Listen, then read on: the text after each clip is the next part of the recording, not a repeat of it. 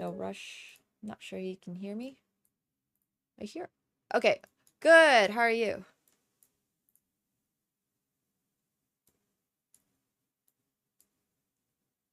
Where'd you return from? If you don't mind me asking.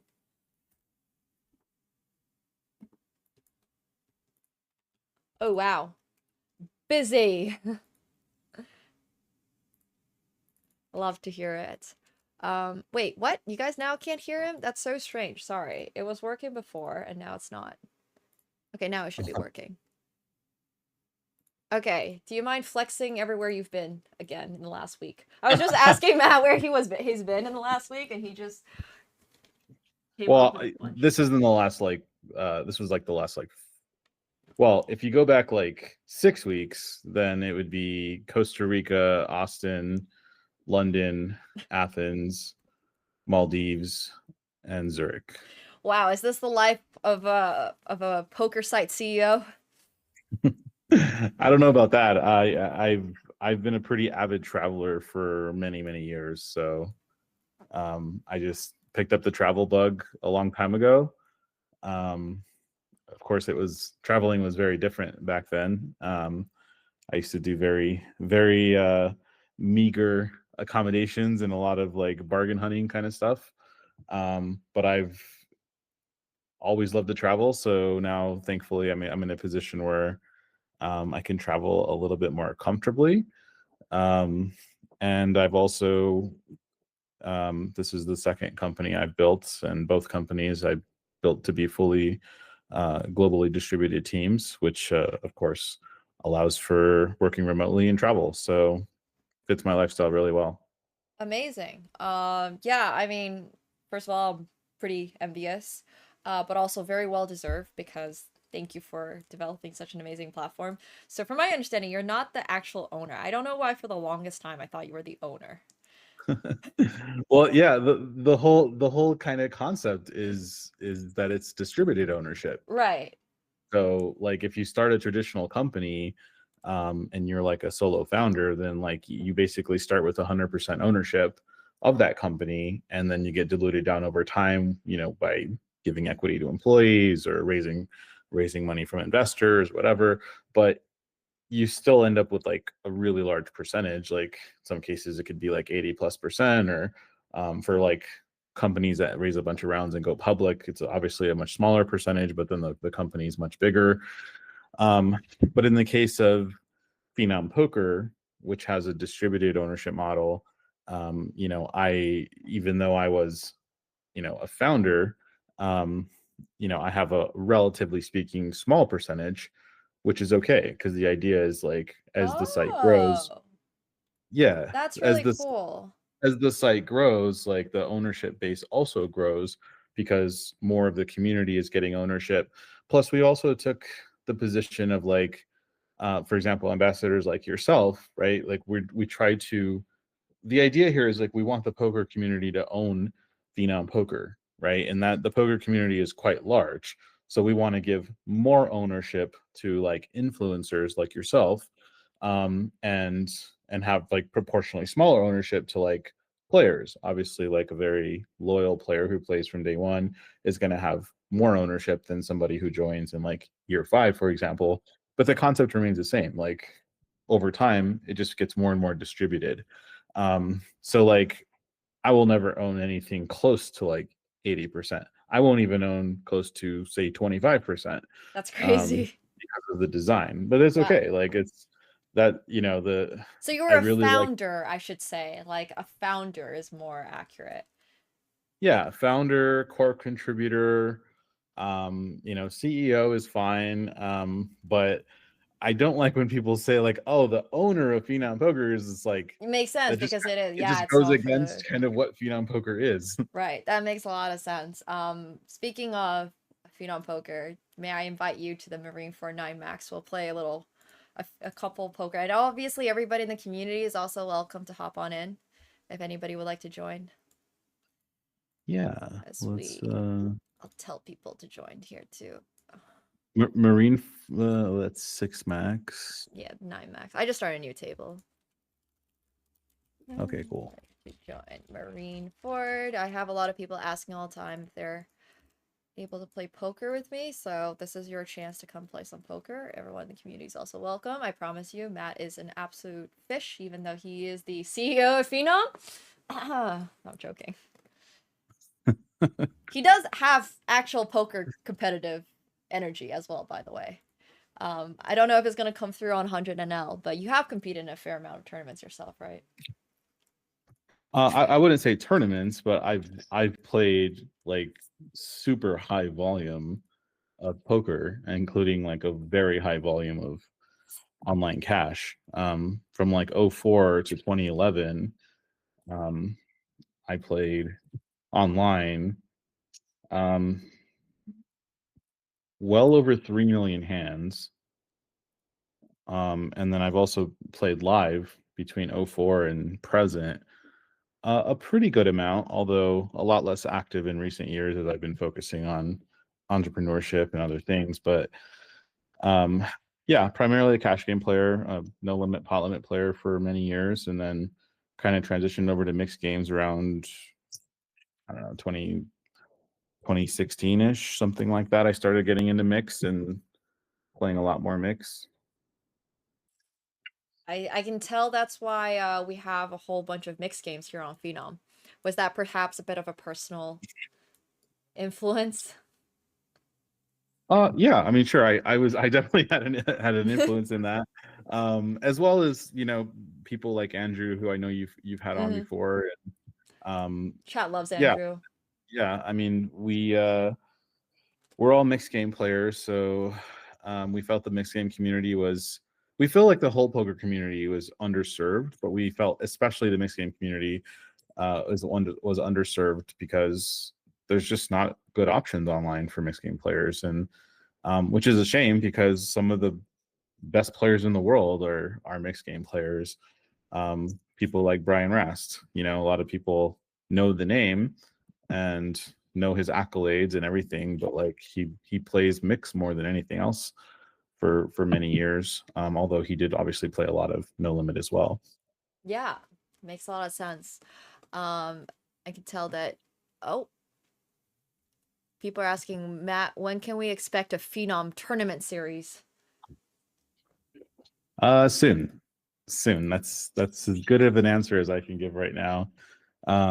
We have a lot on our plate. Like we just released Run It Twice. We have a bunch of other features in the pipeline, a bunch of infrastructure improvements.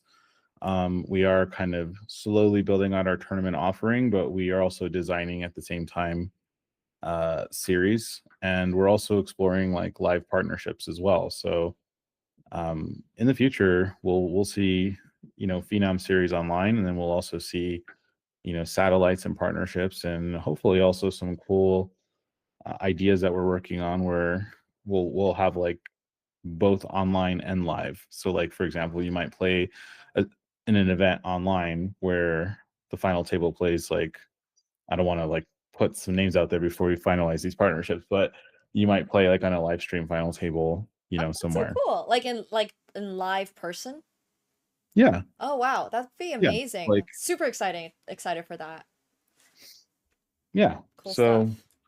I think there's a lot of cool opportunities. So um yeah, we also listen to community feedback. So like when community tells us they want to see something, we try to listen, and we talk about this stuff as a team like weekly, um and try to get it in the roadmap.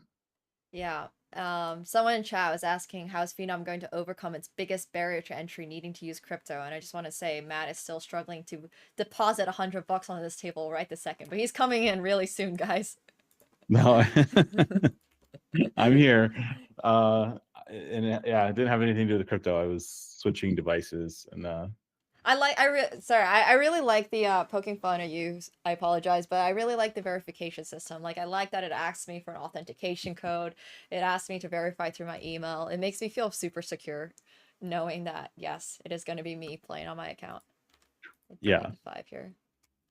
Um, well, a couple things. So to answer the question, um, I think that crypto adoption is going to increase over time, and I think it will start to feel more seamless. Like you'll use crypto via your major bank, or via apps that you already use. We're already seeing some of this in like Cash App and Venmo and PayPal, and like crypto is making its way into these mainstream financial apps and products. And so like the amount of adoption will steadily climb, which means at some point it won't be a barrier anymore. It will be an advantage. Yeah. Although today it feels like a barrier, but when I look at building technology, I'm building for the future. I'm not building for what's behind us. That being said, I do think that there are uh, a lot of things that we can do to make it more seamless. Um, and we're working on some of those things. So we're working on making deposits more seamless. We're working on getting more deeply integrated into, like, for example, possibly accepting credit cards in certain markets, as well as a more chain agnostic approach. So again, I don't want to like jump the gun here, but I think there's a lot that we can look at in terms of like not having users have to bridge to like USDT Polygon, and just saying like deposit the you know widely used crypto that you want to, and then withdraw the stable coin you want as well. I think that will ease up that barrier quite a bit. So um, those things are actively being worked on, and part of actually a really big project that I call chain agnostic deposit withdraw. Um, so yeah, I think that the Yeah, we'll work on some perhaps like videos and, instructions for how to deposit with crypto. I know Phenom already has some instructions, but I think maybe we might need a for the dummies or for the people who have never used crypto before version as well. yeah, for Because it sure. As shouldn't be that difficult. It should be pretty simple if you want to be playing on Phenom. We want to make this as easy for you guys to access as possible.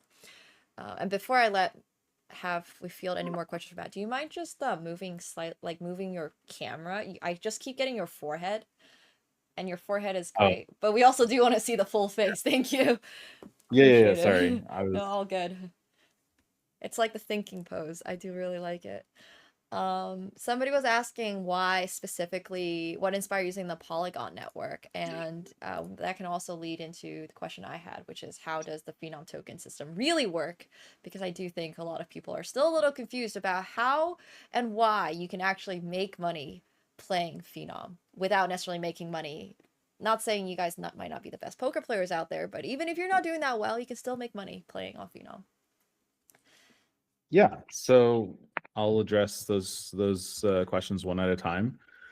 Um, so when we were looking at there's numerous blockchains that you can build um, decentralized applications on. So when we were looking at which chain should we build on, we had like a list of criteria. Um, we needed something that was really fast, that would allow us to run a rather complex gaming environment, at least components of it on chain, and we didn't want to be like dealing with like constant lag issues and things like that. We needed cheap gas. So if you have like certain chains where gas can spike during congestion or busy hours, we didn't want to be in a situation where like the gas alone would like bankrupt the site. And then the other thing that we needed is we needed an abundance of stable coin on the chain. So like there's some cool chains out there. Like for example, for a while I was into like um, Multiverse X as a chain. I thought it was a really cool technology. But there's very, very little like stablecoin activity on there, which is not conducive to running, an online poker site. So Polygon checked all of those boxes. It's an established chain that doesn't have, major security issues, has, somewhere in the billions of stablecoin available on it. It's a very, very cheap gas, very cheap block or very quick block times. And so it met all those criteria, and so we settled on Polygon. Thank you. Um, Yeah. yeah. The second question I think was, I guess, Did you just want me to kind of give like a Yeah, just a brief overview on the Phenom token rakeback system. So for those of you who don't know about Phenom or are not familiar with Phenom yet, the rakeback is in the form of a Phenom token. And you don't need to, it's basically, I'll let you explain it, Matt. Yeah, sure. Um, so the idea here is we want the people who play on Phenom Poker to have an opportunity to become owners of the site, which is obviously very different than any reward system seen on poker sites before. Um, and the way we do that is, when you play on the site or you refer people to play on the site, you have the ability to earn Phenom token, which is a digital token, which is actual. Think of it like stock in Phenom Poker. And probably the easiest comparison I could make, it'd be like, let's say that there's a new coffee shop, something like Starbucks that opens up, and they want to give stock in every time you buy coffee. So like you would buy coffee and you would earn shares of stock, and then if that coffee, call it X coffee, becomes the next Starbucks, like that stock could just over time become more and more valuable. The other thing that makes our token a bit unique versus like other crypto tokens out there is we actually like the revenue. 50% of the net rate that gets generated by the site automatically gets distributed to the holders of that token. And then the other thing that makes the token unique is, unlike other crypto where it's just trading on the open market and being speculated on by people, whether people use the app or don't use the app. In most cases, people are not using the app; they're just speculating on the token. This is talking about other crypto projects. In the case of Phenom Poker, we keep everything inside of the Phenom Poker ecosystem because, again, our mandate is to be owned by the poker community. So the token is not listed on exchanges. It's not built for speculation. It has a preset formula that sets the redemption rate, which is essentially the price that you can sell the token back to the site at, which is based on the actual site revenues. So the idea is very simple. Like if you have Phenom token, then and Phenom Poker grows, more users, more revenue, then the price that you can sell that token will go up, and the revenue share that you receive for holding the token will also go up. And the vice versa is also true, right? If Phenom Poker shrinks, then the token price, redemption price, would go down, and the amount of revenue share would also go down. I think we're super early stage, so I think that the upside is really really good, particularly at our current stage, because we have effectively 0% market share. Like if you look at the size of the online poker market, as well as just the online like iGaming market, because we're also building other products, we're still at like well under 1% market share, even in just online poker, which which is exciting for people that are accumulating tokens, because over time the amount of revenue share becomes significant, and the value of the token also is significant. Yeah, I do believe that for those of you who might not be aware, the Phenom token was maybe at 0.64 when I very first started streaming on Phenom. And I have pulled it up here. It is currently 2.84. So I can't do math very well, but that is at least 4x, that's at least 4x. So I'm just letting you know, if you had gotten Phenom token and you were playing on Phenom and you were generating your rake back and saving up your Phenom tokens, you can keep saving it or you can choose to sell it. But either way, it would have been at least 4x from when you first started, which I think is pretty cool, for everybody Yeah, out there. we talked about this on a podcast I did in Costa Rica with Brian Rast and Alex Torelli. But we're starting to run into like really cool stories. Like we have players who have been grinding on Phenom like essentially the whole year. And back in December, the token price was at, I believe it bottomed at like 22 cents. And so we have people who have been grinding and accumulating tokens that are now worth like pretty significant amounts of money. Like one guy has a stash that's worth like close to $300,000, and the revenue share that he's earning is like paying his rent, which is just really cool, I think. Yeah. We've also seen some people redeem for pretty significant amounts of money as well. So, it shows that the model is working, although it's, again, we're still like in early distribution and we're still in early stage, but seeing real life use cases of like how people are accumulating, how they're, some people are holding, some people are selling, some people are selling some, it's just really cool to see, the ecosystem start to build on this concept. For sure. And I think this is like absolute ingenious way to get everything to provide something really different, I would say, for the community. And Phenom Poker is doing that really well. So I guess like how do you see Phenom Poker evolving in the next year or and perhaps over the next 3 to 5 years? Yeah, I think, like I said, I think we're really early, so I think we'll see lots of changes. Hmm. Not in the core concept. I think that our we basically hit the 1 year mark of launching publicly, um, and I think that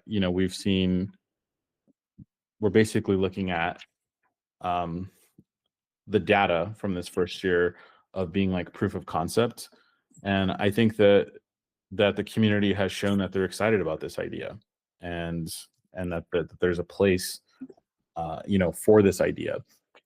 Yeah. And so now it's just going to be building on the things that we're learning. So um, improving the product, adding the features that the community is asking for, building out our tournament offering. Um, you know, we have things like Chinese poker coming, private clubs coming.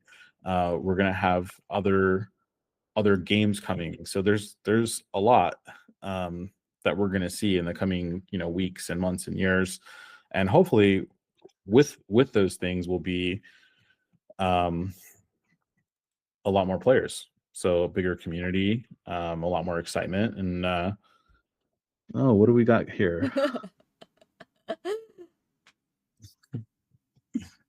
Very tempted to look you up here with not much. Pretty good sized bet. We'll let Matt think this over. But Pablito is just asking in chat, Phenom is a public company. And I think Matt can answer this more technically, but the concept is that it is a company that is owned, or Phenom Poker rather, is owned by all of us. I do have pocket Oh, deuces. love this set. Y- Yikes. Yes, but thank you. That's actually why I invited you here tonight. Thank you very much, Matt. We can now conclude this podcast, and I'll be taking my $40. That hand makes sense. So it's like eights or deuces is on the value side. I guess you could have Jack Queen there too, but having like no experience playing with you, I don't know what your bluff range looks like there. Yeah, you mean filming that one video together where I told you exactly what you had to do was not Yeah, it didn't count, and I don't even remember any of those hands. So um yeah, Yeah. nice hand. Thank you. Thank you. Very lucky, obviously. But yeah, so technically Phenom is public, as in everyone can own a little piece of Phenom. Or a large piece of Phenom too, depending on how much you're playing. Yeah, I mean, anybody can play. We are available globally, and yeah, I mean, it's we also don't force people to own, so there is optionality there. Like, let's say that, and we see players, we see this behavior as well. Like, people will come on and play, and I think it's mostly an educational problem. Like, maybe they really don't understand the token and how it works, or they don't understand like what kind of value they're potentially sitting on, which is okay. It means that our team needs to do a better job of explaining, and as well as like our influencers and ambassadors that we work with, streamers, that help kind of educate their communities on like what it is and why they should care. But irregardless of all of that, if somebody just wants to play poker and they don't want to hold a token, or they don't want to speculate or be an owner or whatever, that's okay. Like, you can swap your Phenom token for USDT at any time, including as soon as you receive it. Um, and yeah, then you just have a cash back reward. Same thing for your referrals. If you refer people to the site and they play, the rewards that you get, you can choose to receive in USDT or in Phenom token or some combination thereof. And Yeah, and for Yeah. everybody wondering, USDT is literally pegged to the USD, the US dollar, American US dollar. So it is not anything else. It's just going to be, you know what exactly you're getting. Currently, we're playing 100 NL as an example. So we have 133 USDT right now. That means I have $133 at this table. So should be pretty good time. When are we going to get throwables? That's by far the most important poker site feature. um, I don't know. It's been brought up. I can't say that it's like super high on our priority list, because these avatars are going to change. And I think that, how the avatars behave, or like some of the actions and animations will all like, these will all kind of be developed together, since it's kind of one, a connected feature set, if you will. But yeah, the avatars are changing. The reason why is we used a company called Avaturn, or we are using a company called Avaturn. But it seems that Avaturn is maybe going away. It's unclear. They've been kind of unresponsive, and it looks like they're maybe headed towards like winding down. So like we need to find another solution here. We've been looking, evaluating other vendors, and um, as well as toying around with some other ideas. Like, you know, um, we really like the ideas of NFTs. So like earning NFTs in the platform and uploading your own NFT as your avatar, things like that. Um, for those that aren't like super crypto savvy, maybe just, uploading your own profile photo or choosing from a bunch of, options. Um, I really like the avatars. I think they're really cool. Like, people can have their own kind of likeness up there, but as you see, not everybody takes advantage of that. So we want to make sure that we have optionality and we don't have like just too many Phenom logos like all over the place. Got it. Yeah, one of my suggestions would be to give me the option of uploading pictures of my cat, for example. Yeah. So That that is would be coming. that's my pitch. But thank you. So we will get those eventually, and Pop Plucker's asking about hand histories. I actually had a like question about that too. When are we going to get like linkable hand histories and being able to share with my potential coaches? Very soon. So Okay. there's two features that are very high priority right now. Wait, what did I just do? You Did I just just min free bet and he folded. So nice hand.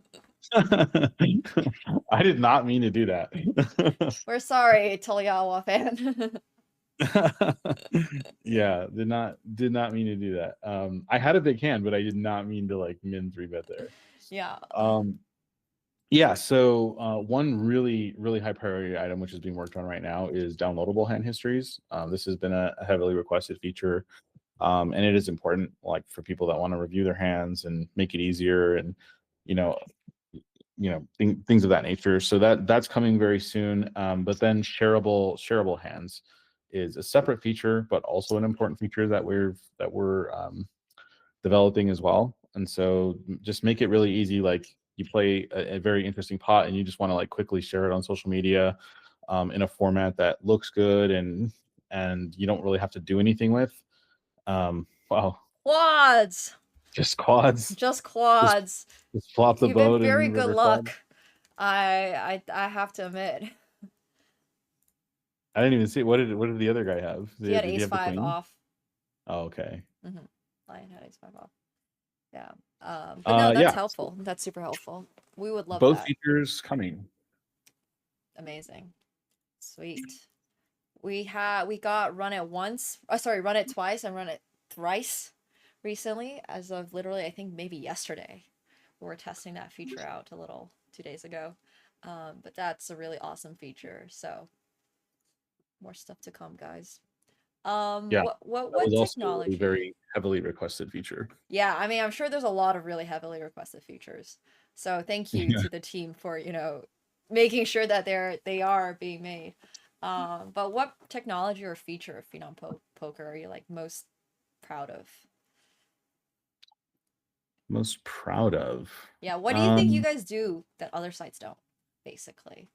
Like, we got this and you don't.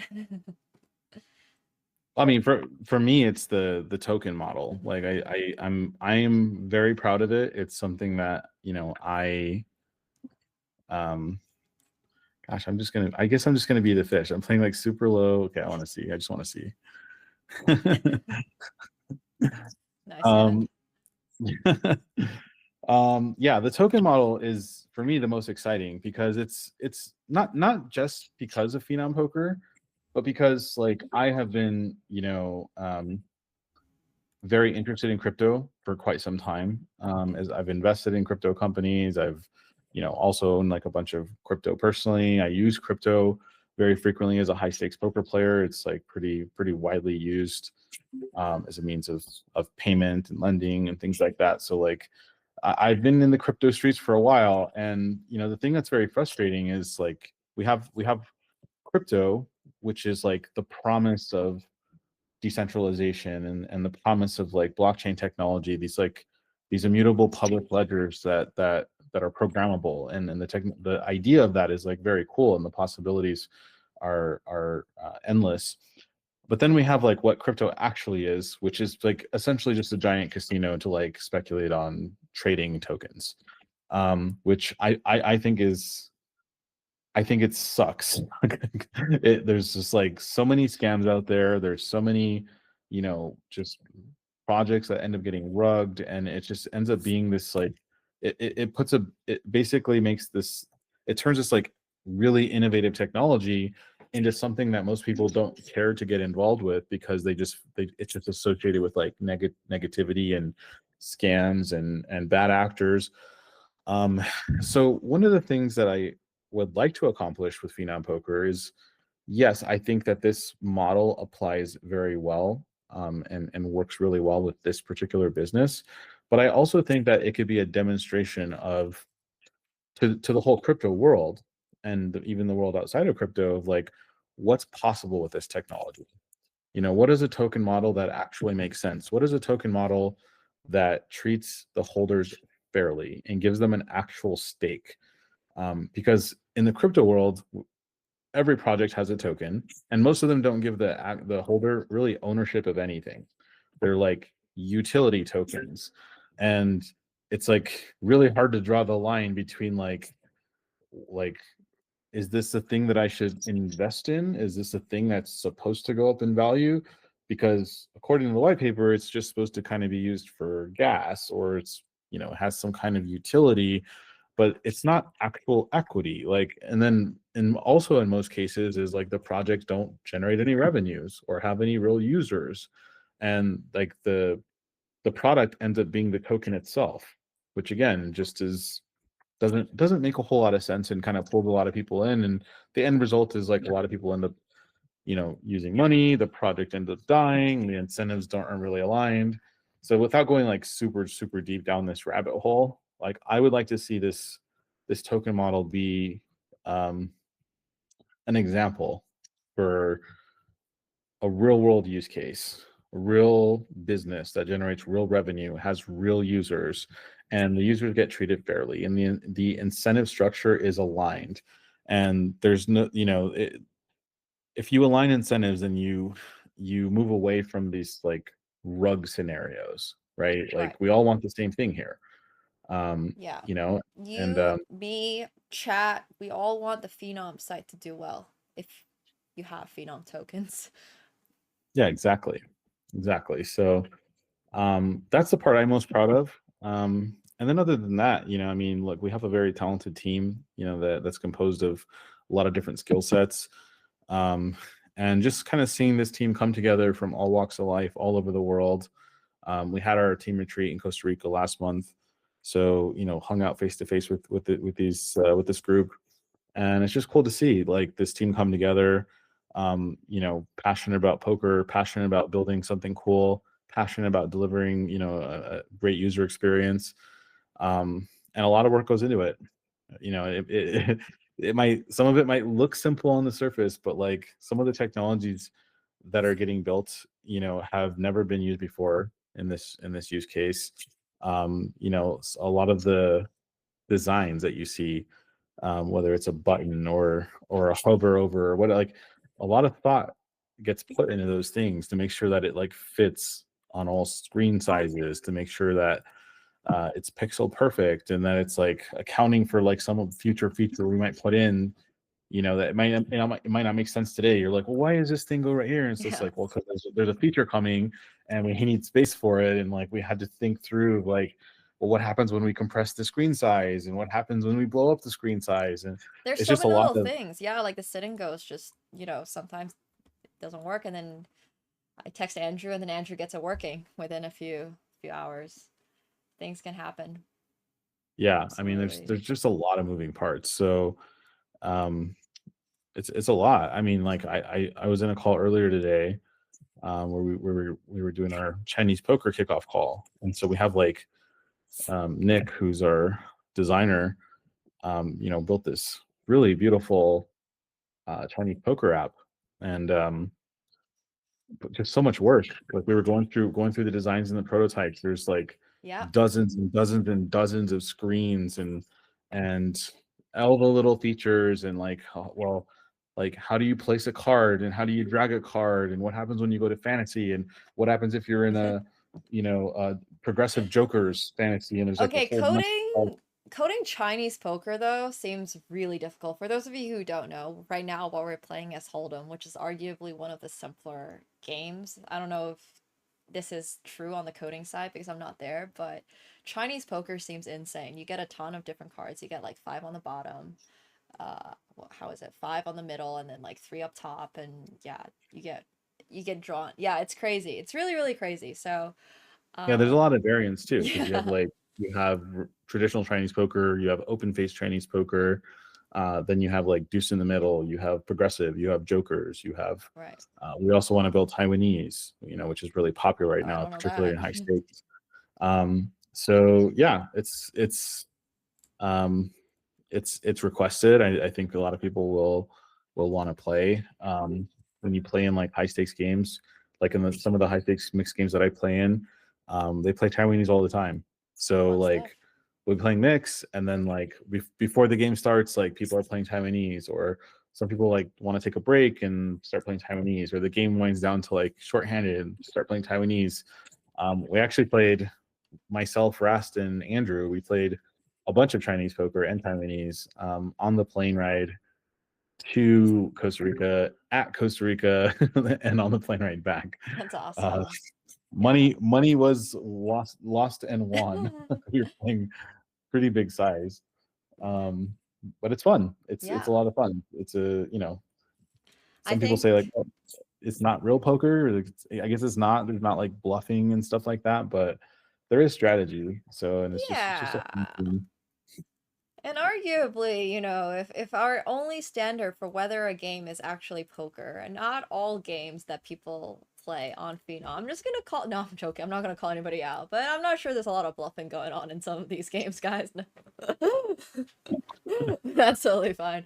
No, jokes I don't aside. know. I just got triple barreled at with deuces, and one time they had it, and the other time they didn't. Yeah. Uh, True. No, I typically think that the games on Phenom are really fun.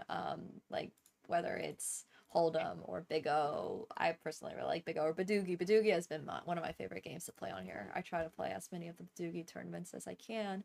So yeah, if you guys are looking to play mixed games, mixed tournaments, mixed cash games, just anything, Hold'em, PLO, double board PLO, it's all here on Phenom.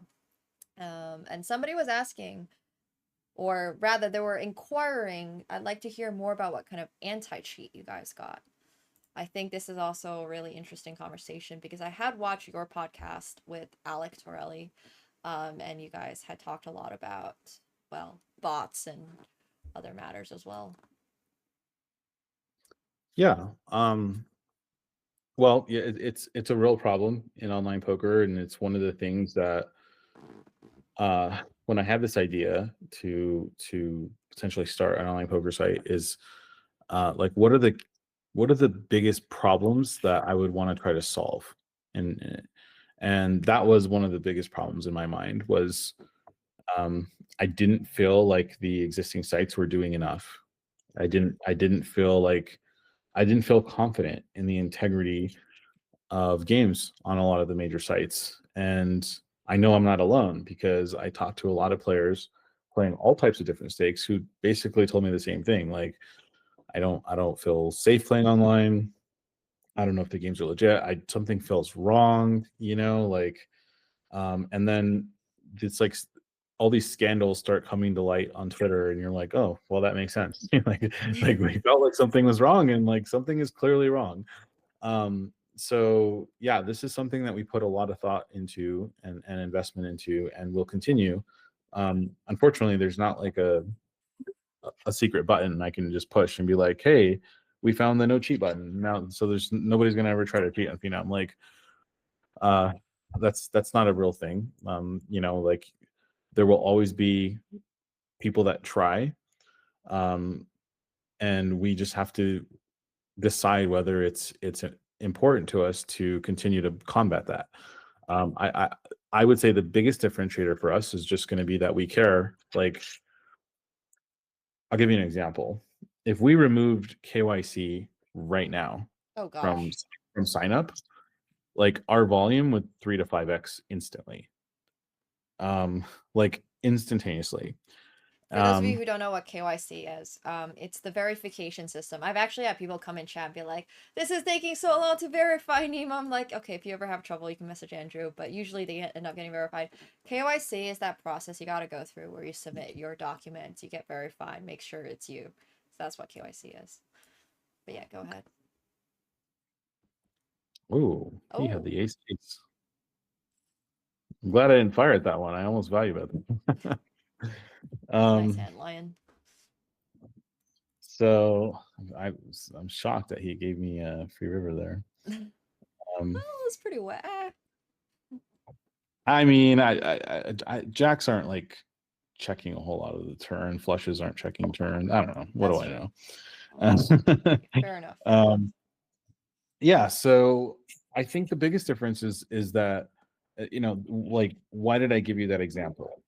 Well, the reason I give you that example is because, like, if we were just in this to make money, we would already be doing like a lot of things differently.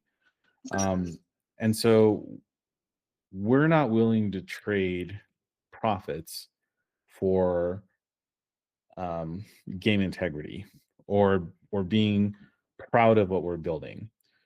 Um, and so cheating is like, or overbet. Uh, this is like one of my best bluff casters, actually.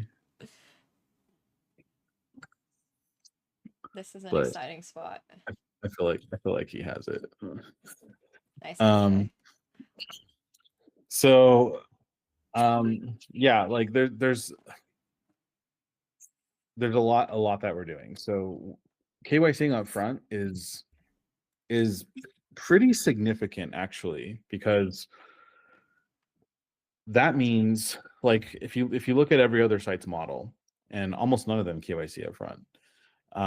Because why? Because they get a lot more signups that way. A lot more people will play. That also opens the doors to cheaters, right? Because if you're a cheater or a malicious actor, or doing something you're not supposed to be doing, and the site says, well, we don't need to know who you are until you want to cash out. Okay, so just do whatever you want to do, then like chip dump money away, or like make sure you don't keep big balances, and then like if you ever do get caught and they ban your account, well, just open another account the next day or the same day, or maybe you already have 10 accounts. Like it's just like, I've never heard a good answer from one of the other sites of like, this is happening, so why don't you just KYC up front and stop it? And I've never once heard a good answer to that. And because the answer is very simple, it's, well, we know it's happening, and we know that this would help eliminate this behavior, but we would have to like dip into our bottom line, right? We make more money this other way, so like we're not really incentivized to change it. Okay.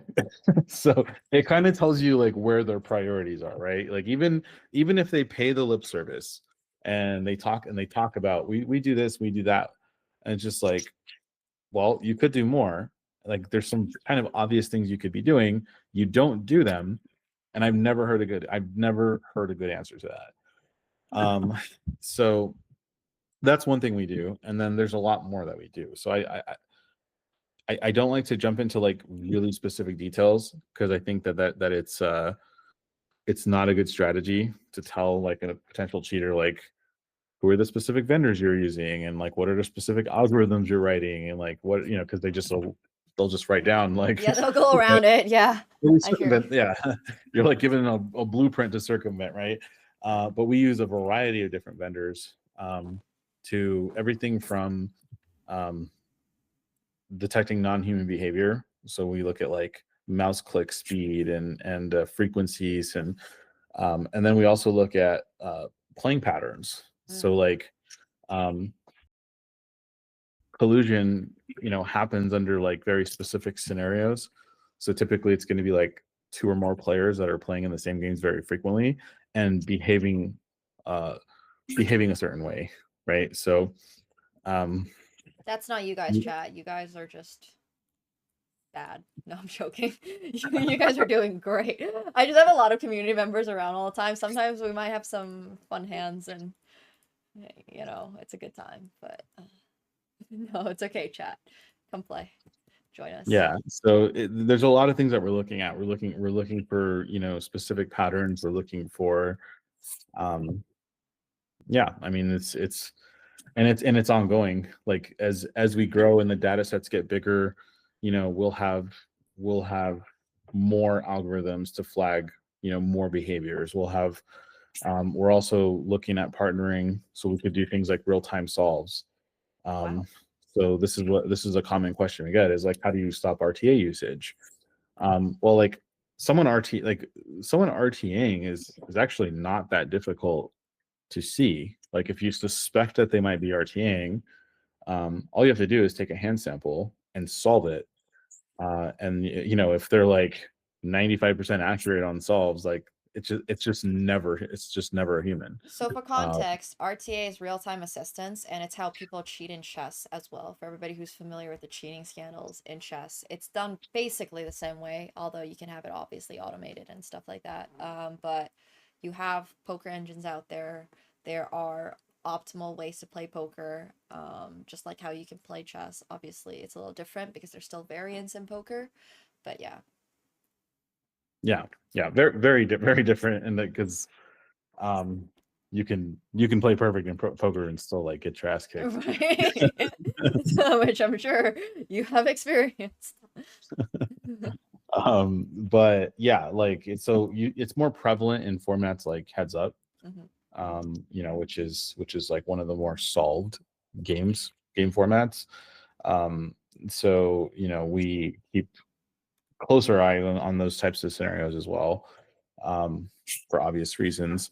But one of the biggest challenges of solving is like it's not practical for us to just like, someone might be like, oh, why don't you just like always run real time solves, and then you just like catch them in real time, and you're like, the compute power required for something like that it would be pretty intensive. So it's not very practical. So we have what the fuck? Sorry. That's great. Every now and then we remember we're at an actual hand of poker.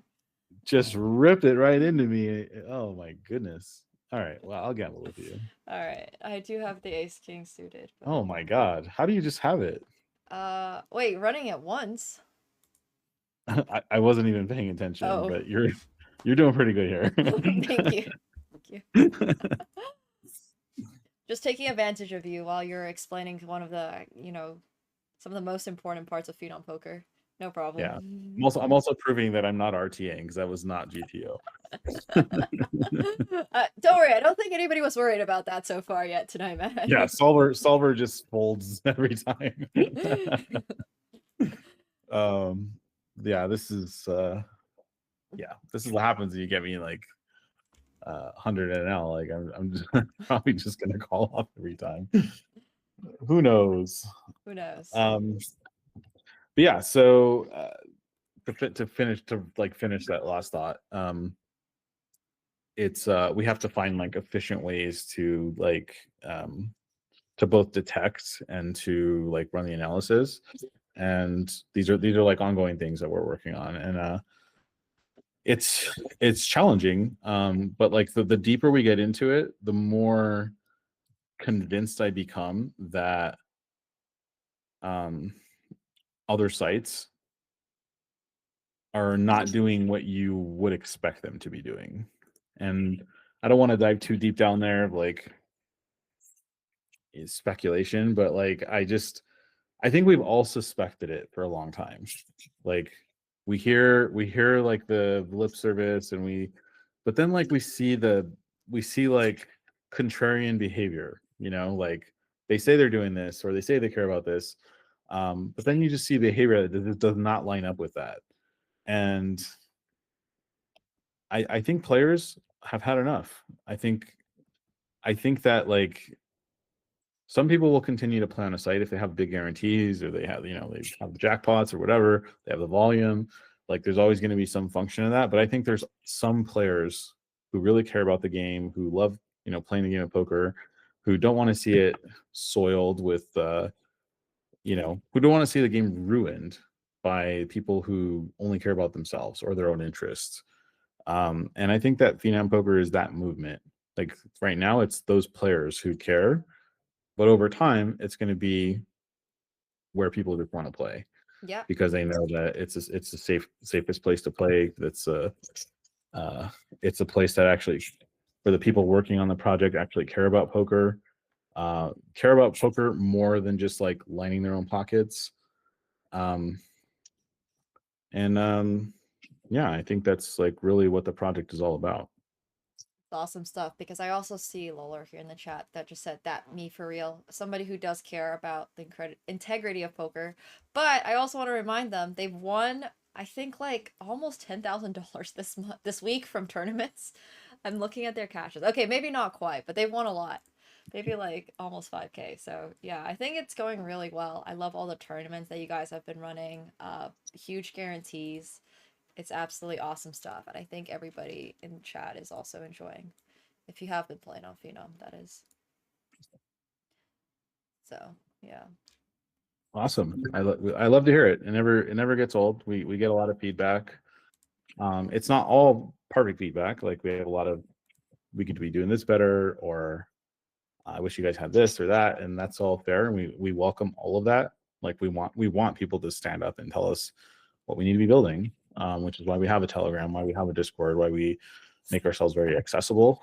But it's also really nice to hear acknowledgement. Like there's a lot of people working really hard behind the scenes to make this happen. Some of them are working around the clock. Virtually all of them are underpaid. Um, like um, laughably underpaid in some cases, because in a lot of ways this is a passion project. But as we grow, I think people will. Some of the people for a long period of time elected not to take salaries, and instead got paid in tokens, which kind of tells you like if this project didn't work out, that means like we would have gotten. I was one of those people. We would got nothing, right? yeah, So even now, I've yet to redeem a single token. In fact, I've continually bought tokens from people that have been willing to sell them. I say, hey, instead of redeeming, would you sell them to me? And I bought them. So if Phenom Poker does not work out or doesn't or dies or whatever, I don't think this is realistically the further along we get. But for the first year or so, like there was no guarantee of success. So if like things didn't work out, like that would that would have been it. I would have just been out all my time and investment and everything else, and for literally like $0. Um, so which kind of tells you that people are really in this. They're not just here for like a paycheck. They're not just you know looking for the highest paying job. Like they're here because they believe in the mission. They want to do something good for poker, and they're willing to put their money where their mouth is. And so very very cool team. that I've been working with, and the team is growing. I think we're up to like 18 full-time people now. Yeah, I appreciate the effort that everybody has put in. Super responsive support team. Now I see Andrew has gotten another trainee. So it's not all just Andrew responses, but we really appreciate everything you guys are doing. It feels very responsive. The whole team is really nice. You can always reach out to them on Discord as well. And someone's asking, yes, you can use Coinbase to deposit. Yeah, but make sure you're using the right network when you are Yes, depositing. I will throw something out there. I don't think you should ever send money from a centralized exchange directly into another, like to depositing into like our site or any other site for that matter. I think you should always have your own decentralized or your own your own DeFi wallet and move money into that wallet, and then from that wallet you move into an app or whatever. And the reason why is at some point um, they might flag these addresses as being like gambling related, and that might like affect your status with your exchange. So something to throw out there. Okay, interesting. Yeah, I can do a whole bunch of research and we can have another frequently asked questions section on our Discord that we've been meaning to make as well. But I remember last time, or maybe a few weeks ago on call, we had discussed there was the possibility of lending on Phenom. I haven't seen Yeah, that feature yet, but is that something on the roadmap still currently? absolutely. Yeah. So we are building a lending protocol. It works similar to like how OV works. I don't know if you're familiar with that. Sorry, So Av? yeah, AAVE. Yeah, okay, I have heard of it. Maybe a quick breakdown of that for chat, who might not have heard. Yeah, so this feature is more designed for larger holders. So this would be for like team members, ambassadors, investors that have larger amounts of tokens. And the idea, so I don't know how relevant it's going to be for your community, but the idea here is as the site grows, the value of those tokens also going to grow, and we're even starting to reach a point where for some people it's like significant amounts of money. Um, and so, people have a need to access capital for a variety of reasons. Maybe somebody wants to buy a car or pay off a debt or buy a house or whatever it might be, but they still recognize that we're early on in our journey and they don't want to sell, but like they're in this place where like maybe a large portion of their net worth is in Phenom token. So the lending protocol makes it so that they could actually borrow against the token without paying any interest out of pocket. So it's a pretty attractive like financial product. Um, Oh, I and don't think I realized this was not necessarily to be like playing on Phenom. yeah, Oh, I yeah. always assumed this was like if somebody wanted to go jump in the, you know, 2K, 4K with Jungle Man on a Friday or something. No, okay, understood. This is different. That's what I assumed the usage was for, but this clears up a lot. Yeah. So it's decentralized also. So the idea is, if you wanted to lend stablecoin and earn interest on it, you could deposit into the other side of that pool, and you would get paid basically the revenue share on those locked tokens. So it'd be like potentially a dynamically increasing interest rate as the token price grows, which is very unique in stablecoin lending. Like for the most part, in stablecoin lending, you can go and borrow at the nominal Fed rate of like call it like 3.5 or 4%, which is fine. But um, yeah, like in this scenario, you would be able to lend your stable coin and get a potentially much more lucrative rate of return, as well as potential to buy uh, you know uh, It's always when you are having the deepest conversations. Oh my. All right. I have King 10. well, then I screwed that hand up. Nice, nice. Yeah, King 10. That was a flat. uh, Was hoping you had something like Ace King. no, unfortunately not. Yeah. Even if you did, you probably wouldn't have paid me off like I paid you off when I had Oh, it this when depends you had. on the river, I think, but yeah. Yeah. I had the same hand you had. Okay. Nice. It's nice to flop sets, especially when you get that juicy little ace on the turn. Yeah. Um, yeah, so that's what that feature is, but we have a lot, I mean, we have a lot more stuff coming. So I'm also really, really excited about this thing that is not yet in development. It's still more in conceptualization. But it's essentially a prediction market that I call props. Mm. And so the idea is it's like a betting exchange where gamblers can bet on anything. And so we're obviously seeing the rise of prediction markets like Polymarket, and there's a bunch of them now springing up. Yeah. So I think ours is going to be a little bit more niche to start, where it'll be like stuff that poker players in particular want to bet on. So it So might be like, like my next hand, or if that guy's hat is green, the next guy who walks in. um, I've heard the eventually, strangest prop bets eventually, from yes. poker players, but yes.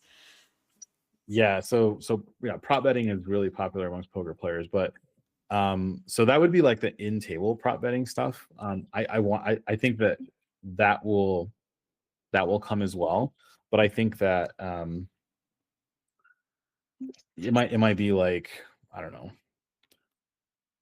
maybe if there's a live series somewhere, like let's say, Hmm. just say like next month's like WPT series, it could be like final table, who's going to win, and there might be like associated odds or whatever.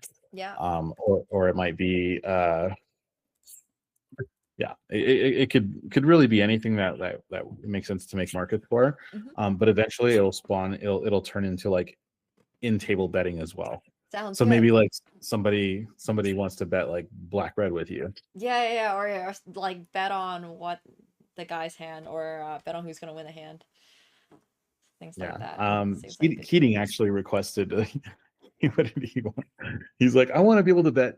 He's like, I want to play these bomb pots, but I also want to be able to bet like 10K a hand on this. And I was like, oh, okay. All Yeah. right, that sounds more than the bomb pot itself. Yeah. Well, yeah, he's playing like $20 bomb pot, and he's It's like, yeah, it's so much fun, but it's like not enough action. Um, so like That's amazing. we'll work on that. I love to hear it. That's awesome though that we have Heating on the site playing as well. A lot of really Yeah, cool people. yeah. Do have Ace 10 on And the we're working on some stuff with him. That's I'm very, very excited about. Do you think that there's a like a specific way that we can get Phenom to be more and more, I don't know, active is the right word, more public facing, more well known? Like, do you think there's a good concept and strategy for that moving forward? Yeah, I think there's a lot actually that we can and should do, and some of it is being worked on, and some of it is we're moving towards being in that position. I think this, the first year of our launch, we've just been extremely, extremely product focused, Mm-hmm. which is I think natural for an early stage kind of tech focused startup. Is like you really have to be just really lasered in on especially when you're building complex technologies. But now is the time to scale, and so it's a multi-pronged approach. I think um, we have to create engaging content and build community. So that there's a lot of ideas here that we like. Actually, I was talking to Eric this week, and um, I had an idea that was actually it's actually a part his idea, part your idea that we talked about, and I added kind of a little bit of flavor to it. I said it'd be really cool if we did. And the idea came from some of the stuff that's actually going on in the poker world right now with like the whole no limit thing. Um, a lot of people have been on Twitter talking about this like docu series that was like super hyped up, and turns out like a lot of people are the big backlash has been around like the AI usage in that thing, but a lot of other people just said like they just flat out did not like it. They thought it was just the same formula. They were expecting something different, and they felt they were just kind of getting more of the same. This is something I was talking with Keating about as well, because Keating and I see really eye to eye on like kind of what's been wrong with poker content, why it's not drawing in more eyeballs. Just like it's like poker content right now is really designed for people who are already really into poker, and it shouldn't be. It should be designed to pull new people into poker. And we think that a lot of that is missing. The character building, the excitement for the non poker player, the interest, um, the storylines. Like we just feel like it's just like the same formula. So we have to think of ways, being that we're like a new up and coming brand, of like not following that same formula, being interesting, being exciting, experimenting, taking chances. And so we have a lot of ideas for things we can do there. Obviously, we're a startup, so we don't have like millions and millions of dollars to throw in like TV production and stuff like that. We have to like start small and kind of scale up. But we're starting to work on some of those things. And then also our marketing function, which is, I would say, and it's how do I put this? Our marketing function, I think, is early. We if can you do with another marketing director. Well, yeah, I think like we need to build like a bigger, more Team, yeah. diverse team with more diverse skill sets. So that's something we need to invest in, and I think that, yeah, I think there's going to be like, we're going to need like a really growth driven marketer. We're going to need more people on the content production side. We're going to need to work with more influencers, and branch beyond just like the traditional like live poker influencer, like people like yourself who are content creators and are doing something, who are like poker adjacent, right? Like you bridged over from chess into poker, and so you come with an entirely new perspective. And I think there's an audience for stuff like that. Thank you. Yeah, I absolutely agree that I do think, one of my questions was actually going to be, well, like, who do you think is really pushing the industry forward right now, like pros or creators? But I do think at the end of the day, it is going to be a mix of people, and it's going to be more reliant on sort of like how well you execute your vision rather than who's the most famous person you can get to play. 100%. So I do think that's really important. But someone's also asking, is the site lower rake than normal sites? I'm sorry. If the rake is lower than normal sites, or I guess other. What would you do for a Klondike? For views like this, you gotta get out there. In a Ford Bronco. Enjoy open air freedom. In a Ford. Be more alien with Alienware.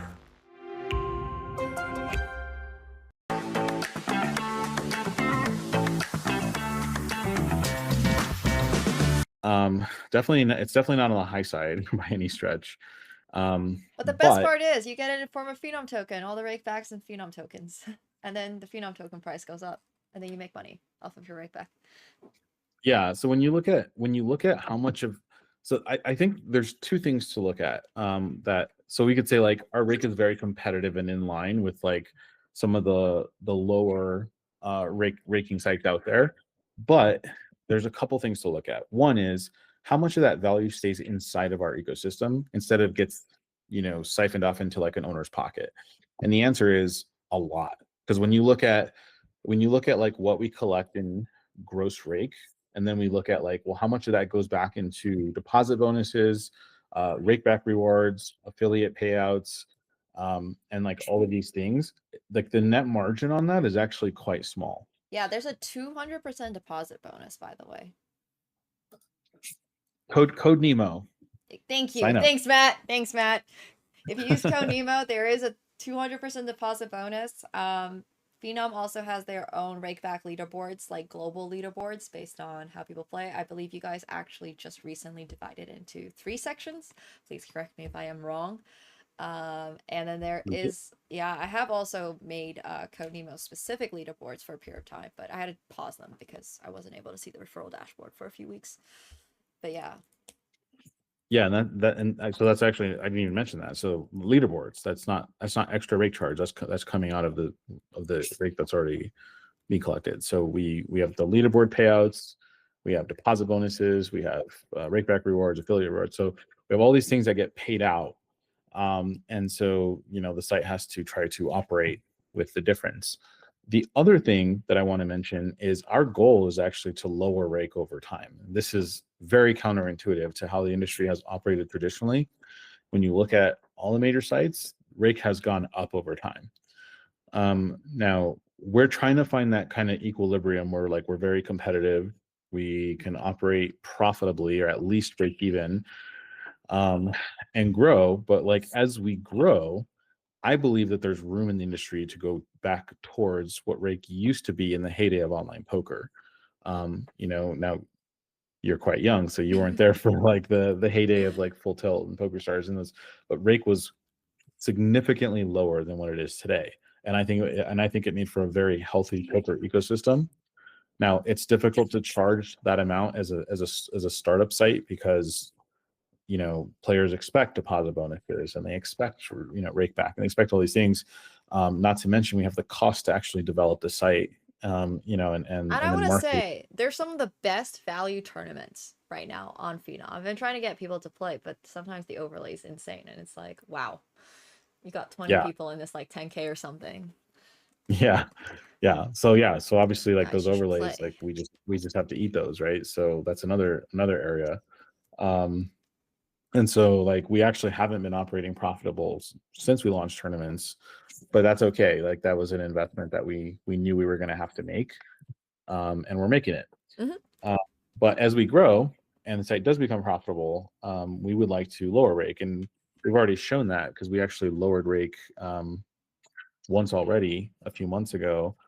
You know, we launched and then we kind of started looking at like the data from the games, and we felt like rake had some room to go down, and so we pushed it down.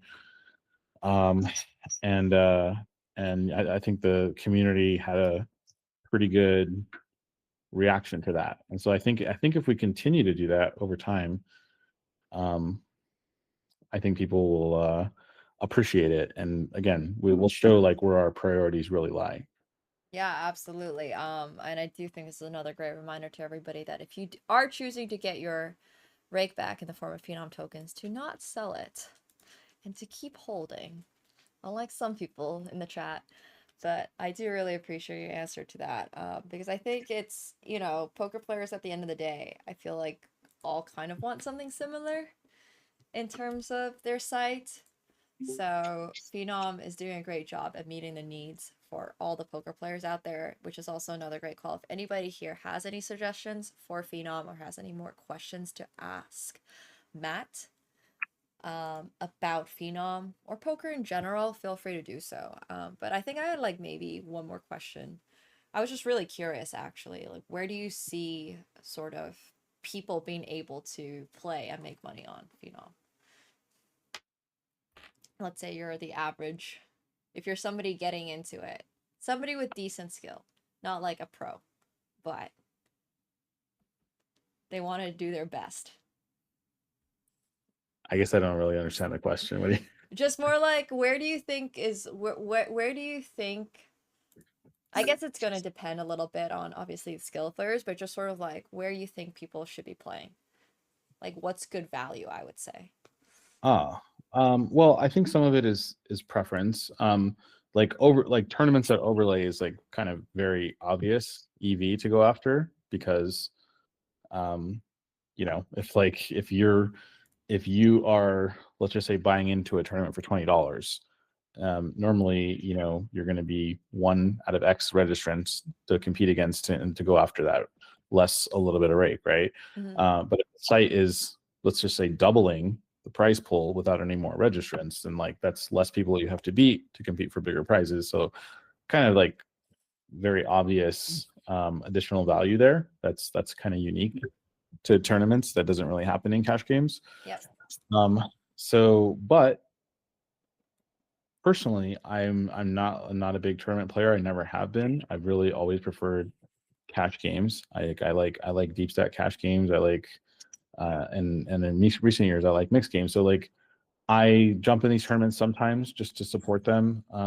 Usually I'm like not playing super well. I'm just like, okay, like I'm like working or I'm doing other stuff, and I'm like, I'm just gonna enter these tournaments. So like, hey, you get to play with this guy who's like not even paying attention half the time. So playing with Matt is the answer to this question. If you see Matt, Iceman on the site, that's who you should play with. Well, yeah.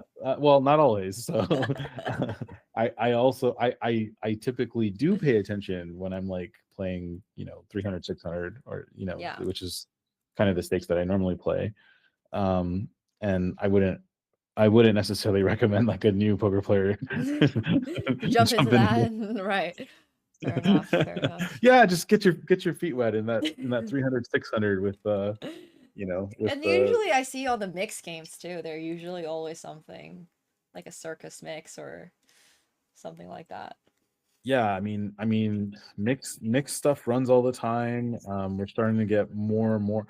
The double board bomb pots have been, we've only had them for a few weeks, but they're proving to be pretty popular.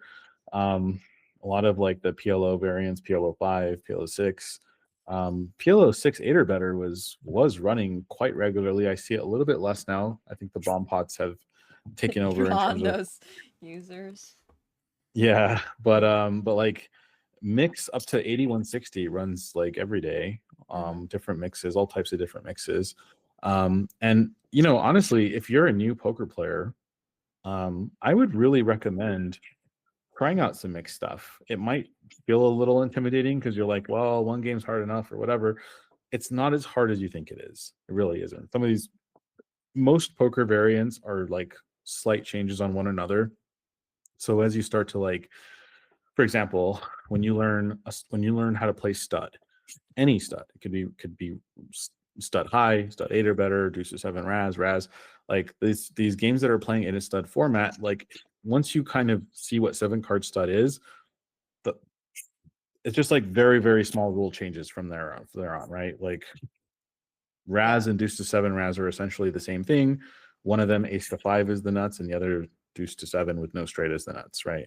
I always try to get people playing the Badoogie tournament. Yeah, so like that's another good example. Like once you learn how to play triple draw, there's a bunch of triple draw games, and if you know how to play Badoogie, like playing deuce to 7 is like not a really big leap from that. So and you can play very, very low stakes. You can play like 50-cent dollar limit, which is $20, and you can play in that game. And even if you're not skilled, even if you're just learning, it's not like you're playing with a bunch of sharks at 50-cent dollar. You're probably going to be playing with other people who are learning. And it's just fun.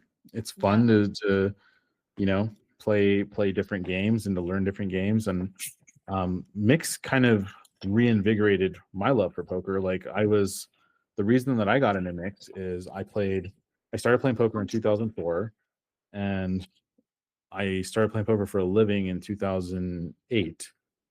And I started playing really high volumes. Like I was 8 tabling 6 max, like 12 plus hours a day. So I was just like, my whole life was poker. Yeah. And yeah. Welcome back. Your whole life is also poker in a different way. Yeah. Well, yeah, it came full circle for sure. Yeah. But what ended up happening is after Black Friday, I stopped playing online as much because I could only play online when I was out of the country. So I started playing more live poker, and I started getting very burned out playing live poker, like the travel and like the late nights, and there wasn't, back then you could always find a game online. There was so much volume. There was, these sites were so big. before Black Friday, and after Black Friday, you know, I found myself going from seeing 1,000 hands an hour online to seeing 35 hands an hour live. And it was like incredibly boring. And it was like, Yep. and it was just difficult. It was difficult for me to make that transition. So I kind of started like falling out of love with poker a little bit, particularly like just no limit hold'em. Like I just found it really boring, and it was just like, oh, that's so cool. Run it twice. Dude, I also would have hit the straight on the first one. I figured um, I was like losing to an overpair or somebody had a set or something, but really would have hit the gosh shot. Sorry, go ahead. Yes. no, all good. No, I think that's the first time I've seen it happen in production. So that's Oh cool. yeah, no, it worked great. There's yeah, I like run it 3 times a lot. That's dope. Obviously I've seen it in, like, in testing and staging and stuff, but in production, I was like, oh, there it is. They're running it twice. There it is. Yeah, it works. It exists now. Yeah, I had a awesome. sevens pop flucker. So basically, I started getting really burned out, and like I found myself like not really wanting to play. I felt it, it went from being something that I just loved to do, whether I was making money or not. Like I just loved to play poker early on in like my poker career, and then it got to a point where it really felt like a job. Like Yeah. it's like I'm gonna go to try to, because I want to be disciplined and committed, but like I didn't really want to be there, and you could see it in my results. Like Yep. I was like progressively making like less money year over year. And the writing was kind of on the wall, and so I stopped playing as much, and I started focusing on, actually I went and started building my first company in 2014, and then I went full time on that in 2016.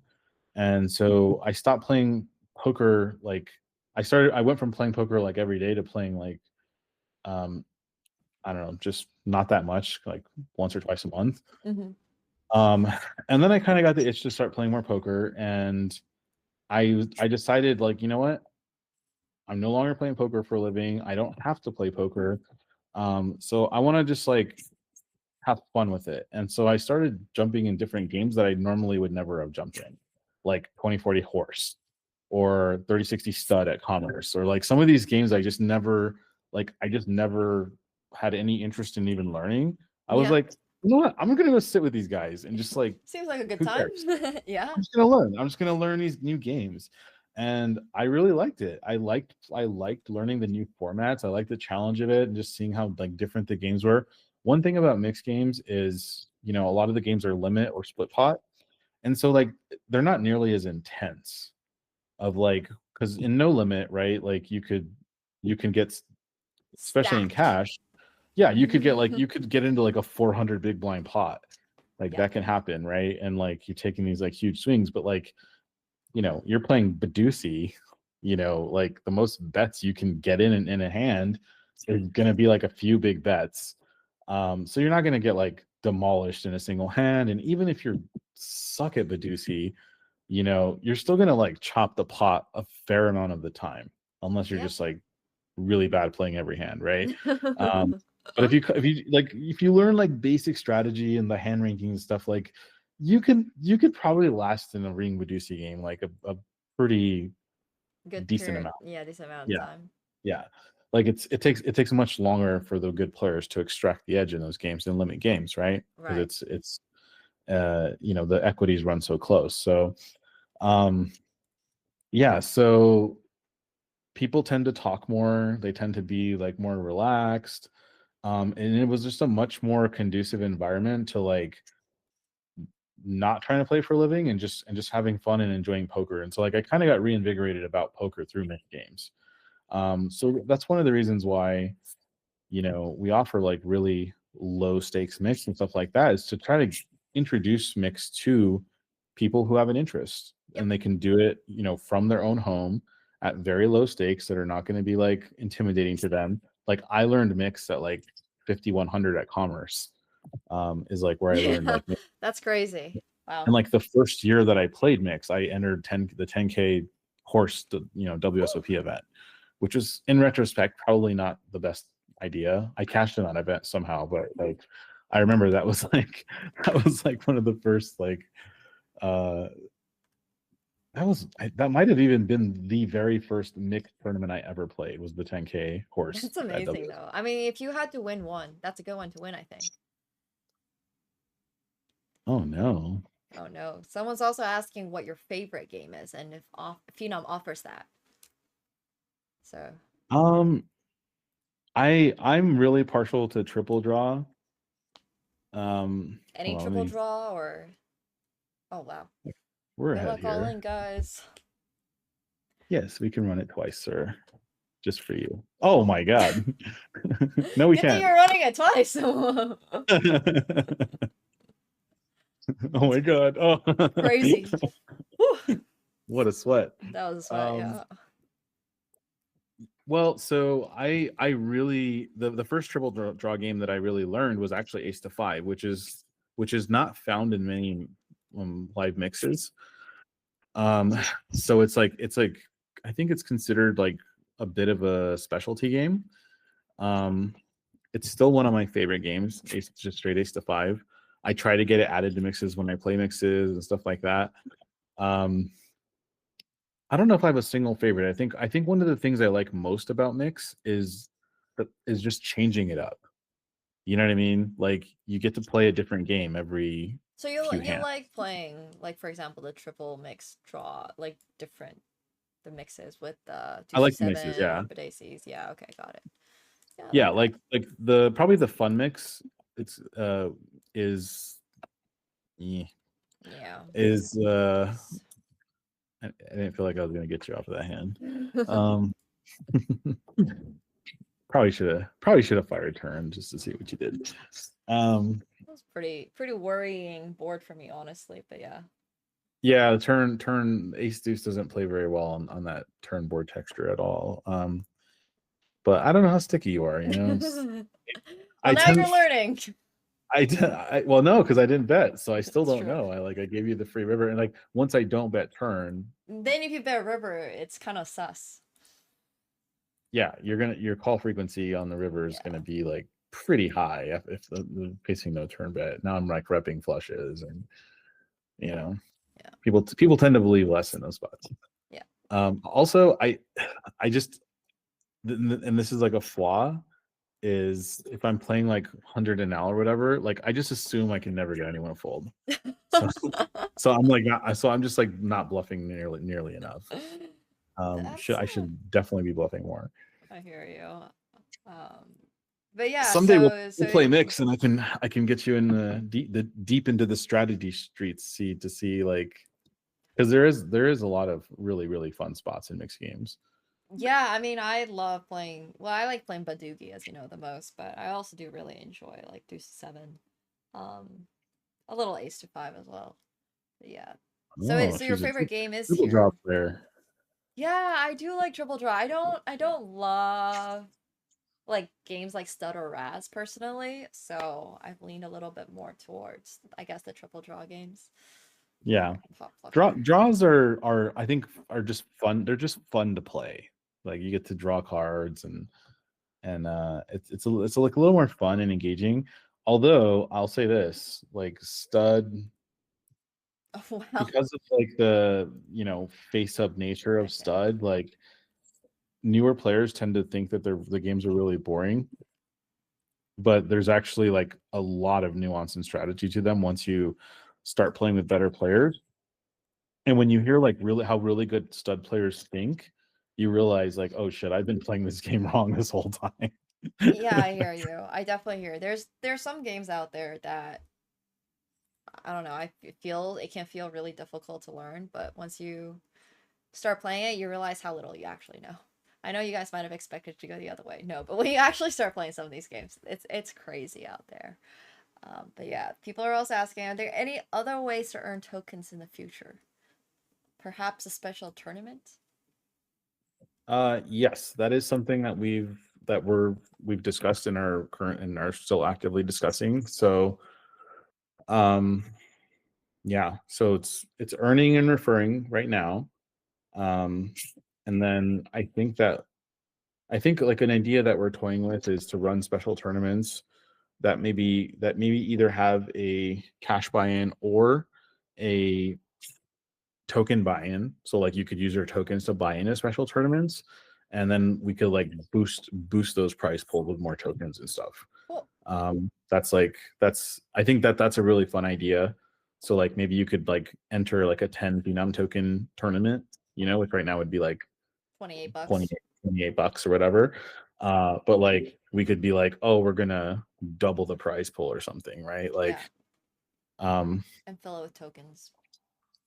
Yeah, bank like the I don't know. We could there's so many cool things we could do. I'm Absolutely. I don't think I quite realized, and I don't think a lot of people realize necessarily how cool it is that there's like all this tech that you guys have behind the platform, which actually leads me to Krasu's question. What are the benefits for players in using decentralized poker platforms compared to existing centralized ones? There's a lot. Like, I mean, instant deposit withdraw. Yeah. Like, for example, like when I get up off this table, if I want to like take the funds in my Phenom wallet and go do something with them, I can have them in my own DeFi wallet in like literally 5 seconds. Mm-hmm. They're there. I can deposit to a lending pool. I can make a payment to a friend. I could like, I'm not waiting on the withdrawal process. I'm not waiting for an approval. Like it's just click, funds are in my wallet, and that's it. Like, yeah, I think that's really, really cool. The other thing is transparency. So like we're all sitting right here playing 100 NL, right? Mm-hmm. All of the funds that we can see in front of us are in a smart contract that we can go and do an audit on train ourselves. Oh. Right? So like this table here is a smart contract, and the funds, when we sat down and we chose to like buy in, the funds moved from our Phenom wallet, which is on chain and audible. Those are funds you can verify yourself being in your wallet. As same with your Phenom token, you can also see my Phenom token's in there, my USDT is in there. When I sit down on the table, all of our funds are sitting in this smart contract. When we get it from the table, the contract pays out our wallet. This is all auditable, verifiable on chain. Okay. Right. That means that you always know that all the funds that are both in play and in your wallet, you can see that they are there and under your own control. The site, like, nobody at Phenom Poker that works at Phenom Poker, myself included, has any way to move the USDT out of your wallet. Amazing stuff. We have zero control over that, right? So those funds are only under your control. This has never been done in the history of online poker before. That's another thing that I think so many people just don't know about, which I really hope that we are able to get out there. I'm looking at you, Louis. You better be clipping this. I'm joking. But you should absolutely be, I don't know, broadcasting this to the world. There are just so many unique features about Phenom that I feel like people don't know about yet. And hopefully we'll be able to introduce that to more and more people. Yeah, I mean, some people don't really think about this, but if you think about the model of other poker sites, like when they take your deposits and then they display to you in a UI like your money, but that's not like reflective of actual like on-chain money or anything else. Like it's just their UI showing you money, right? Yeah, I see. They have the ability to essentially print money, and like because they're functioning like a bank, right? They take a bunch of deposits in, and then they can use that money for whatever they want. You can take your deposit and use it to market and acquire more players or invest do guarantees. Yeah. So like you assume that that money is just sitting in a deposit account somewhere, but as we've learned, aka Black Friday, right? As we've learned that that's not always the case, right? So and you have no way to verify if they have all your deposits or not. The only way to really know is if everybody goes to try to deposit at the same time. If they're able to pay it all out, then they have the money, right? Yep. Outside of a run on the bank, you don't really know, and so they have the ability to kind of manufacture money because of that, like a bank. Bank does the same thing. They call capital creation, right? And so I look at like blockchain technology as being a way where like there's no reason why we ever have to second guess any of these things. Like trustless gaming is something that is possible with blockchain tech. Like the design of this technology makes trustless gaming possible. Um, and I think it just makes sense. Like to me, it's not even like a question of like should we do that? It's just like how should we do it? Like we clearly, obviously, should move in that direction. Like I shouldn't have to trust. I shouldn't have to take these types of risks as a player, right? Yep. I should just know that the funds are there and have some way to verify it, right? Or even better, the funds are just always in my control. Like I In don't. Phenom, we trust, basically, because guys, your funds are gonna be safe. Unless Matt Yeah. wins them from you at this table. But other than that, they're gonna be safe. Yeah. Then they're really not safe because I'll probably just go gamble with them. It's true. Exactly. But thank you so much for taking the time and hopping on and having this conversation with us. If there's anything else at all you wanted to mention about Phenom yourself, I believe we covered a lot of topics. But in case Yeah. we missed anything. No, I mean I don't want to be too much of a shill. No, I'm do happy it. You're literally conceptualized this plan. Like you conceptualized Phenom Poker. I feel like if anybody has a right to, it's you. Yeah, that's fair. Yeah. Yeah, that's. Well, that's never a bluff, so we're just gonna give up.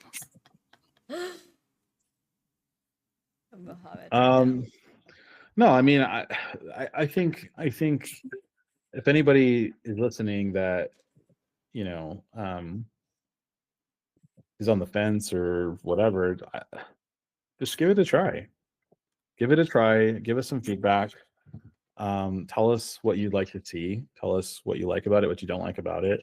I'm not here to twist anyone's arm, like we're building the site that we think is going to be the most fair, transparent, fun poker site possible. And we're doing it from the perspective of people who have been in poker a really long time. I've been in poker for 21 years. And I've seen a lot in the online poker space. I've seen a lot of live. I've traveled the world. I played with a lot of the most famous players out there at this point. I know a lot of people in poker. And so I'm one of 18 people working full time on this project. And I'm taking that experience and what I've learned in poker and trying to apply it to, we're trying to answer the simple question of, if we were to build a site for the players, like what would we do differently? Right. And we think the only way to do it really well is to have people come in and contribute towards that. Yeah. Contribute an opinion. Tell us where. Nice, oh, so bad. Never feel bad. It's poker. It's PvP game. Yeah. So like, hey, just like tell us your story. Tell us what you like, what you don't like, and let's just all build this thing together. And if you like the concept, if you like playing, awesome. Stack those tokens. We have very big plans. Stack your opponents too while you're at it. Yeah, stack some opponents, stack some Phenom tokens. My plan is to take this token to upwards of $200 a token. That'd be crazy. Some people think that's. I don't think it's that crazy. Some people say that and they're like, that's just so pie in the sky and everything. I was like, I think so. I think we're on track. Like we're gonna have kind of spots where we like plateau a little bit, then maybe dip a little bit, then go the next way. Like there's it's not gonna just be like a straight line up. Like it's gonna be a journey, but like it just all comes down to execution. If we can build something that people really enjoy, that people trust, that people get value from, like just one step at a time. One person refers their friends, and then the next thing you know, their home game is running on the site, or a big influencer decides to come and work with us, and brings their community, and we start running a big series and more tournament players come. You know, we put out Chinese poker and a bunch of people start playing there. And then, you know, we put out casino games and people start, you know, moving. The baccarat players come or the slot Yeah. players come, and next thing you know, like they're wanting to play some poker too. You know, so like the thing can just grow and grow and grow. And one thing I'll say is like our team is relentless about building a good product. You know, I love these meetings, like today's meeting with we for over an hour we just talked about nothing but our Chinese poker. And looking at like Nick's beautiful designs, he's so freaking good, that guy. We're Like just excited to see it. I mean, I personally love the color purple, so this site's perfect. yeah, Looks great. I can show you. I mean, I can show you offline. You Yeah. know, Chinese poker. I don't know if you play Chinese poker, but I do, it's yes. it looks really good. Yeah. Yeah, I got really excited. I was like, oh my god, like I want to play. This makes me want to play Chinese poker. Well, And you'll by be the playing way, soon. but yeah, exactly. Well, by the way, I remember like it wasn't that long ago. It was, I think it might have even been in Costa Rica. We were like, oh hey, like we should all get on an app and like play Chinese when we're like in our rooms or something.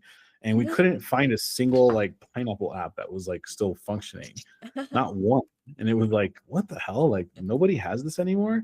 And it's super annoying because even when there was an app that people were using, it was like just this free app, Mm-hmm. pretty basic. And then you just had to kind of keep track and decide what stakes you're playing, whatever, and then settle offline, right? Yeah. This is cool because this allows you to connect with other, you know, people all over the world, and you don't have to worry about chasing down funds if you're up big or whatever, right? Like instant Right. settlement, instant withdrawals, and it just solves that niche, right?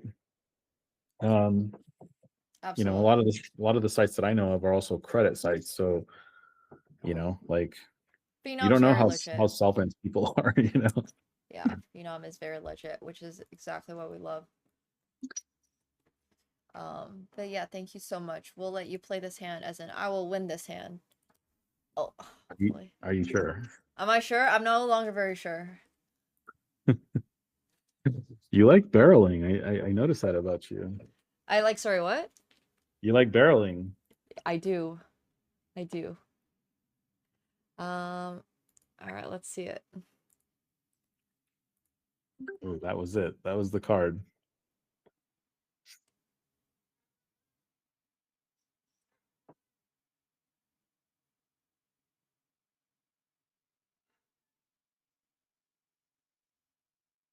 This is blind versus blind. It's true. Can't argue with that. Oh. Yeah, all right. I mean, look, you almost had me. You almost had me. Yeah, good blockers. Good blockers.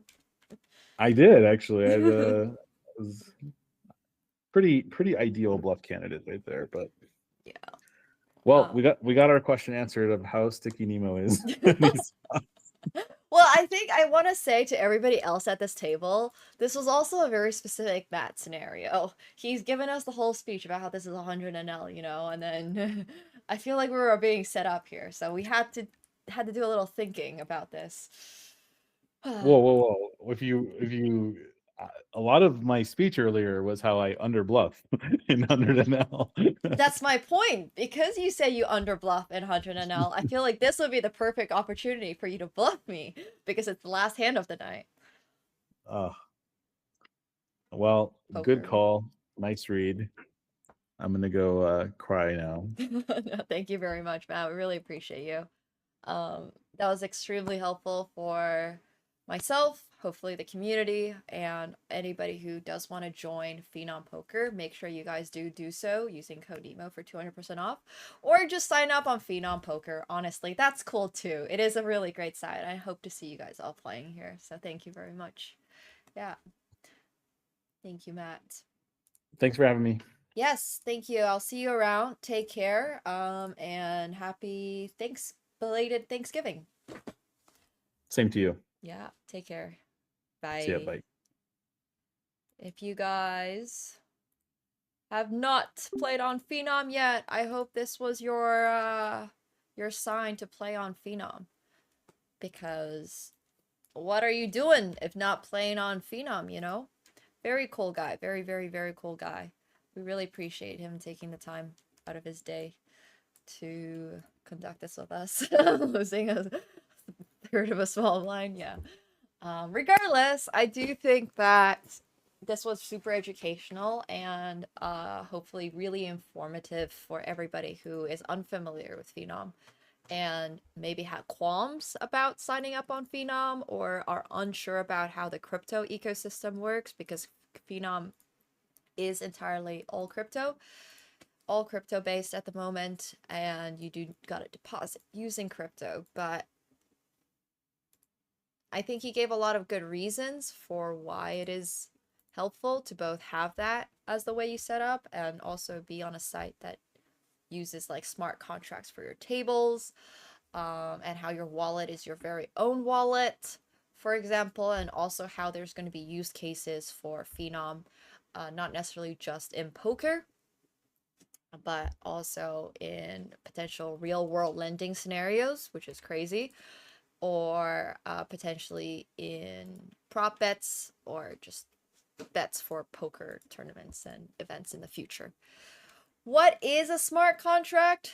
So I'm not gonna lie, through Phenom, through poker, I have somehow amassed not nearly enough crypto knowledge, but some crypto knowledge at the very least. So a smart contract is basically like a self-executing. Wow, everybody left when Matt left. You guys weren't playing for me, you guys were playing for Matt. What the heck is this, guys?